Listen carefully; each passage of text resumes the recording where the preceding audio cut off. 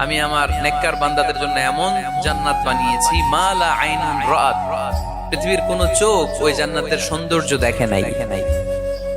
ওয়ালা উযুনুন সামিআত, পৃথিবীর কোন কান জান্নাতের কোন সুন্দর শব্দের আওয়াজ। আল্লাহ রাসূল সাল্লাল্লাহু আলাইহি ওয়াসাল্লাম প্রায় এই দোয়াটা পড়তেন যে আল্লাহুম্মা ইন্নী আউযু বিকা মিনাল ফাকরি ওয়াল কিল্লাতি ওয়াল যিল্লাহ।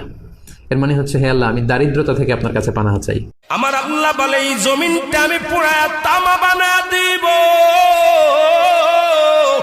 এই জমিনের মধ্যে যত পানি আছে পানিগুলো আমি আল্লাহ পুরা ছাই বানা দিব। যেদিন কিচ্ছু বলতে পৃথিবী থাকার জায়গা নয়। কিয়ামতের সময় আল্লাহ তাআলা মালাকুল মাউতকে বলবেন, সবার রূহ কবজ করে ফেলো, সবার, কেউ থাকবে না, সবার রূহ কবজ হয়ে যাবে। আল্লাহ মালাকুল মাউতকে বলবেন, মালাকুল মাউত কি অবস্থা? বলবে সব শেষ। মাইয়াবকা, কে বাকি? নবী নিজে একটা ইহুদির খেজুরের বাগানের পাশে গিয়ে ডাকতেছে, ইহুদি, তোমার খেজুরের বাগানে কাজের লোক রাখবা? ইহুদি কয়, চেহারা দেখে হায় হায়, আপনার এত সুন্দর চেহারা, মনে হয়